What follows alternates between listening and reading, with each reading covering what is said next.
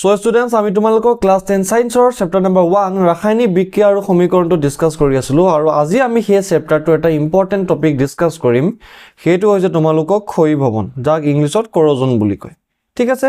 okay আমি last ক্লাছত কি পঢ়িছিলো যে জাৰণ আৰু বিজাৰণ কাক কয় ঠিক আছে তো জাৰণ কাক কয় যেতিয়া কি হয় এটা পদাৰ্থৰ লগত অক্সিজেন যোগ হয় তাক কি কয় জাৰণ কয় যেতিয়া অক্সিজেন গুচি যায় তেতিয়া কি হয় তাক বিজাৰণ হোৱা বুলি কয় ঠিক আছে জাৰণ মানে অক্সিজেন যোগ হোৱা আৰু বিজাৰণ মানে অক্সিজেন আঁতৰি যোৱা ঠিক আছে ওকে তো আজি আমি কি পঢ়িম ক্ষয় ভৱন ঠিক আছে 1.3 তোমালোকৰ কিতাপত আছে তাত কি আছে চোৱা তোমালোকে দৈনন্দিন জীৱনত জাৰণ বিক্ৰিয়াৰ প্ৰভাৱ দেখা পাইছানে আমি যেহেতু আমাৰ দৈনন্দিন আমাৰ জীৱনত থাকে আমি চাৰিওফালে কি থাকো আমি বহুতো জাৰণ বিক্ৰিয়াৰ উদাহৰণ দেখা পাওঁ সেইবোৰ কি তোমালোকে আজি এই ভিডিঅ'টোত পঢ়িবলৈ পাবা ঠিক আছে ওকে তো ফাৰ্স্ট চোৱা কি আছে ক্ষয় ভৱন মানে কৰজন ওকে চাও আহাচোন আমি আজি চেপ্টাৰটো ষ্টাৰ্ট কৰো তোমালোকে নিশ্চয় দেখিছা তোমালোকে দেখা পাইছা কি দেখিছা যে লুৰ নতুন বস্তুবোৰ প্ৰথমে চিকচিকিয়া হৈ থাকে লুৰ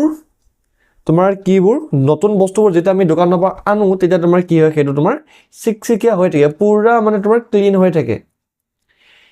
কিন্তু কিছু দিনৰ পাছত সেইবোৰৰ গাত ৰঙচুৱা মুগা বৰ্ণৰ পাউডাৰ চামনি পাবলৈ আমি দেখা পাওঁ চোৱা ৰঙচুৱা মুগা বৰণৰ পাউডাৰ লুৰ বস্তুবোৰ যেতিয়া আমি প্ৰথম দেখো চিকচিকিয়া হৈ থাকে তাৰ পিছত তোমাৰ কি হয় তাত ৰঙচুৱা মুগা বৰ্ণৰ পাউডাৰৰ আমি চামনি দেখাবলৈ পাওঁ কিয় দেখিবলৈ পাওঁ সেইটো আজি আমি পঢ়িম এই প্ৰক্ৰিয়াটোক লুট মামৰে ধৰা বোলা হয় যেহেতু তোমাৰ কি ৰঙচুৱা মুগা বৰ্ণৰ পাউডাৰৰ যেটো চামনি হল সেইটো যেতিয়া আমি লুৰ কিবা পদাৰ্থৰ ওপৰত দেখা পাওঁ তাক আমি কি কওঁ সেই প্ৰক্ৰিয়াটোত মামৰে ধৰা বুলি কওঁ আমি যে কওঁ যে আমাৰ এই লোহাৰডাল তোমাৰ মামৰে ধৰিছে বুলি কওঁ তাত তোমাৰ কি হয় ৰঙচুৱা মুগা বৰ্ণৰ পাউডাৰৰ চামনি এটা আমি দেখা পাওঁ ওকে তাৰ পিছত চোৱা আন কিছুমান ধাতু একে ধৰণৰ মলিয়ন হৈ পৰে কপাৰ আৰু সিলভাৰৰ ওপৰত এনে চামনি ৰং মন কৰিছেনে চোৱা কপাৰ আৰু সিলভাৰৰ ওপৰতো তোমাৰ কি এটা চামনি হয় ঠিক আছে যেতিয়া ধাতু এটা তাৰ চৌপাশৰ বিভিন্ন পদাৰ্থবোৰ যেনে জলীয় বাষ্প এচিড আদিৰ দ্বাৰা আক্ৰান্ত হয় তেতিয়া ইয়াৰ ক্ষয় হোৱা বুলি কোৱা হয় চোৱা যেতিয়া কোনো পদাৰ্থ ঠিক আছে কোনো ধাতু কি হয় যে তোমাৰ চৌপাশত থকা জলীয় বাষ্প এচিড আদিৰ দ্বাৰা আক্ৰান্ত হয় জলীয় বাষ্প এচিড আদিৰ দ্বাৰা আক্ৰান্ত হয় তেতিয়া আমি সেই ধাতুটো কি বুলি কওঁ তোমাৰ ক্ষয় হোৱা বুলি কওঁ কেতিয়া ক্ষয় হোৱা বুলি কওঁ যেতিয়া তোমাৰ কি হয় তোমাৰ সেই ধাতুৰ বিট জলীয় বাষ্প আৰু এচিডৰ দ্বাৰা আক্ৰান্ত হয় এতিয়া এই প্ৰক্ৰিয়াটোক ক্ষয় ভৱন বোলে মানে কৰজন বুলি কয় ঠিক আছে যেটো ক্ষয় ভৱন তাক আমি কি কওঁ কৰজন বুলি কওঁ সিলভাৰৰ ওপৰত পৰা কলা চামনি আৰু কপাৰৰ ওপৰত পৰা সেউজীয়া চামনি ক্ষয় ভৱনৰ অন্যান্য উদাহৰণ চোৱা সিলভাৰৰ ওপৰত পৰা কলা চামনি আমি যে পঢ়িলো তোমাৰ লুট কি হয় তোমাৰ ৰঙচুৱা মুগা বৰ্ণৰ পাউডাৰ হয় কিন্তু তোমাৰ কপাৰত কি হয় কলা বৰ্ণৰ চামনি হয় ঠিক আছে ওকে কপাৰৰ ওপৰত পৰা তোমাৰ সিলভাৰত কি হয় তোমাৰ কলা চামনি হয় কিন্তু কপাৰৰ ওপৰত কি হয় সেউজীয়া চামনি হয় এটো বহুত ইম্পৰ্টেন্ট তুমি মনত ৰাখা ক্ষয় ভৱনৰ ফলত সিলভাৰৰ ওপৰত কলা চামনি আৰু তোমাৰ কি হয় তো কপাৰৰ ওপৰত সেউজীয়া চামনি আমি দেখা পাওঁ এটো তোমাৰ ক্ষয় ভৱনৰ এটা কি উদাহৰণ ক্ষয় ভৱনৰ বাবে গাড়ী মটৰ দলং লুৰবেৰা জাহাজ আৰু ধাতুৰে তৈয়াৰী সকলো বস্তু বিশেষকৈ লুৰে তৈয়াৰী বস্তুবোৰ নষ্ট হয় ক্ষয় ভৱনৰ বাবে তোমাৰ কি আমি গাড়ী মটৰ বুজে তোমাৰ মামৰে লাগি যায় সেই ধাতুবোৰ তোমাৰ নষ্ট হৈ যায় বিশেষকৈ তোমাৰ লুৰে তৈয়াৰী যিবোৰ বস্তু হয় সেইবোৰ তোমাৰ সোনকালে কি হয় ক্ষয় ভৱন হয় লুৰ ক্ষয় ভৱন এটা গুৰুতৰ সমস্যা সেইটো লুৰ তোমাৰ বিশেষ সমস্যা একো নাই আমি যিবোৰ আমাৰ দোকানৰ কিনা ঘৰত আনা বস্তুবোৰ দেখো তাত কি তোমাৰ লুৰ ধাতুৰে কি হয় এইবোৰ তৈয়াৰী হয় লুৰ বেলেগ প্ৰবলেম মানে লুৰ প্ৰবলেম এটা যে এটো কি হয় যে তোমাৰ অধিককৈ কি হয় ক্ষয় ভৱন হয় কিয় ক্ষয় ভৱন হয় তোমাৰ জলীয় বাষ্প এচিডৰ আদিৰ দ্বাৰা আক্ৰান্ত হয় সোনকালে ঠিক আছে বেয়া হোৱা লুৰ খলনি নামত প্ৰতি বছৰে বৃহৎ অংকৰ ধন খৰচ কৰা হয় ইয়াত তোমালোকে নিজে দেখিছা যে তোমালোকৰ কি হয় কিছুমান ঘৰৰ বস্তুবোৰ বেয়া হৈ যায় কেতিয়াবা তোমালোকৰ ড্ৰেছিং মড যিবোৰ যদি লুৰ থাকে সেইবোৰ তোমাৰ বেয়া হৈ যায় কেতিয়াবা লুৰ বিছনাবোৰ বেয়া হৈ যায় বা আমাৰ তুমি কিহৰ লগত যিবোৰ গিলবোৰ থাকে যে তোমাৰ লুৰ গিলবোৰ সেইবোৰ তোমাৰ নষ্ট হৈ যায় মানে অনাইত মানে একদম তোমাৰ বহুত বস্তু তোমাৰ কি হয় লুৰ কাৰণে তোমাৰ কি হয় ক্ষয়ীভৱন হয় আৰু সেই কাৰণে আমি কি কৰো সেইবোৰ বস্তু খলাই পিলে আকৌ কি কৰিব লাগে তোমাৰ নতুন বস্তু কিনিব লাগে তাৰ কাৰণে আমাৰ কি হয় বৃহৎ অংকৰ ধন খৰচ কৰা হয় ঠিক আছে ওকে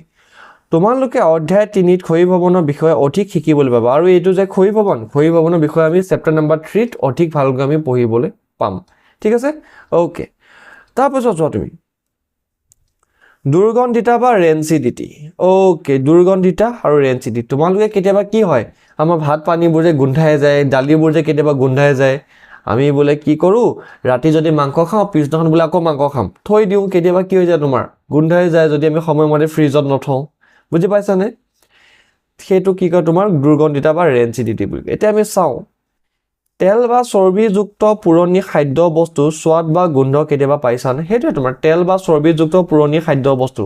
আমি যে কেতিয়াবা দালি চালি গোন্ধাই যায় সেইবোৰৰ কথা কৈছে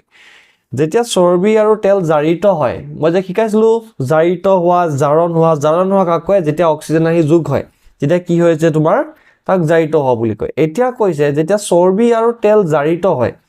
তেতিয়া এইবোৰ দুৰ্গন্ধি হয়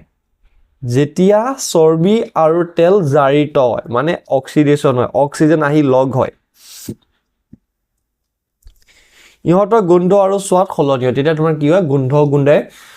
মানে চাবিচোন গোন্ধ তেলি যদি শুঙি চোৱা তোমালোকে কি পাবা বহুত বেয়া গোন্ধ এটা পাবা ন সেই গোন্ধ সলনি আৰু কি হয় তুমি খালেও তোমাৰ কি হ'ব জিভাত তুমি স্বাদটো বেলেগকে পাবা সাধাৰণতে জাৰণ নঘটিবলৈ চৰ্বি আৰু তেলযুক্ত খাদ্য বস্তুত কিছুমান পদাৰ্থ প্ৰতিজাৰক পদাৰ্থ যোগ কৰা আছে সাধাৰণতে জাৰণ নঘটিবলৈ চৰ্বি আৰু তেলযুক্ত খাদ্য বস্তু য'ত চৰ্বি আৰু তোমাৰ কি থাকে তেলযুক্ত খাদ্য বস্তু থাকে তাত কি হয় কিছুমান পদাৰ্থ যোগ কৰা হয় আৰু সেই পদাৰ্থবোৰক কি কয় তোমাৰ প্ৰতিজাৰক বুলি কয় প্ৰতিজাৰক পদাৰ্থ মনত ৰাখিবা